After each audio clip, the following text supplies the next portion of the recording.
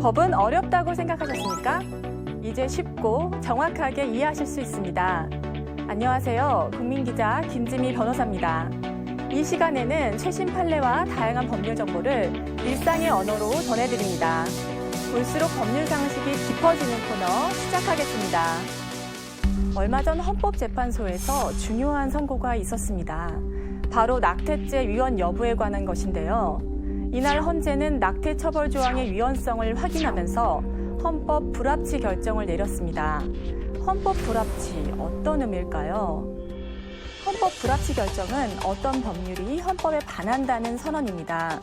이 점에서 위헌 결정과 같습니다만 문제된 법률 조항이 당장 사라지는 것이 아니라 일정 시점까지는 존재한다는 점에서 차이가 있습니다. 법률이 시한부 선고를 받았다 이렇게 생각하시면 됩니다. 이번에 낙태죄가 헌법에 위반되는지 판단해달라 이렇게 신청한 사람은 산부인과 전문입니다. 이 의사는 2013년 말부터 1년 반 동안 총 69차례에 걸쳐 임산부의 부탁과 동의를 받아서 낙태 수술을 했다. 이런 이유로 형사처벌 받을 위기에 처하자 낙태죄 처벌 조항들에 관해서 위헌 심판을 청구했습니다. 사실 7년 전에도 낙태 처벌 조항은 한번 판단을 받았었죠. 헌재는 2012년 8월 23일에 태아의 생명에 좀 더 무게를 두면서 낙태가 가능한 예외적인 조항이 있기 때문에 위헌이 아니다라고 보고 합헌 결정을 내렸는데 근 7년이 지난 올해 견해를 바꾼 겁니다.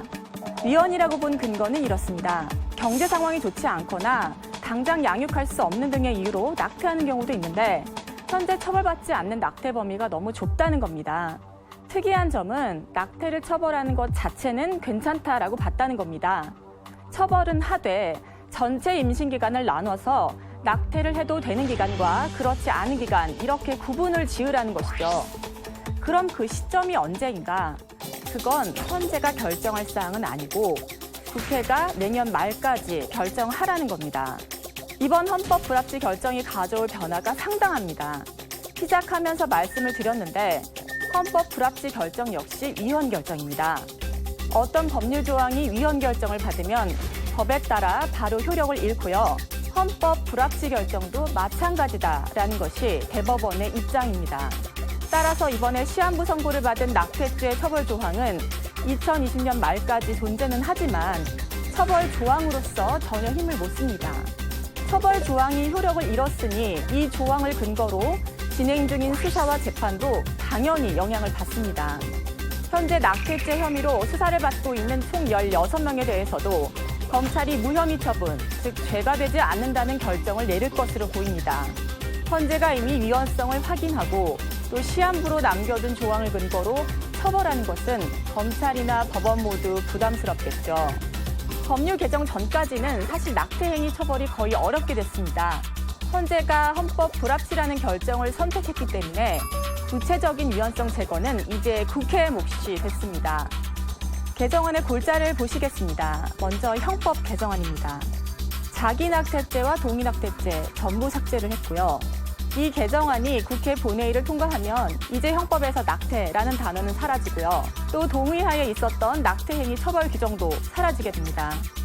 다음으로 모자보건법 개정안입니다. 가장 큰 특징은 임신 14주 이내에서는 임산부 요청만으로도 낙태가 가능하도록 했다는 점입니다. 14주부터 22주까지의 기간에 이루어진 낙태 행위의 경우 현행 모자보건법처럼 허용 사유를 별도로 뒀습니다. 새롭게 추가한 사유도 있습니다. 바로 임신을 유지하거나 출산하여 아이를 기르는 것이 현저히 어려운 사회적, 경제적 사유 중에서 대통령령으로 정하는 경우라는 조항인데요. 대통령령에 어떤 사유가 기재되느냐에 따라 낙태 허용 범위가 완전히 달라집니다. 따라서 이 부분은 좀 더 지켜봐야 할 것 같습니다. 그렇다면 22주가 넘어가면 어떻게 될까요? 원칙적으로는 허용되지 않습니다.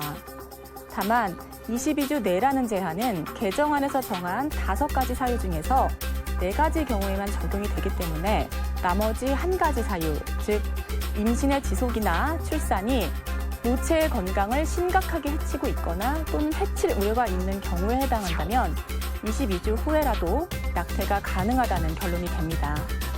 이번에 개정안을 발의하면서 의료법 등 다른 관계 법률은 다루지 않았습니다만 중절 행위가 대부분 시술이나 또 약물 사용에 의해 이루어지다 보니 이 부분 정리도 필요합니다.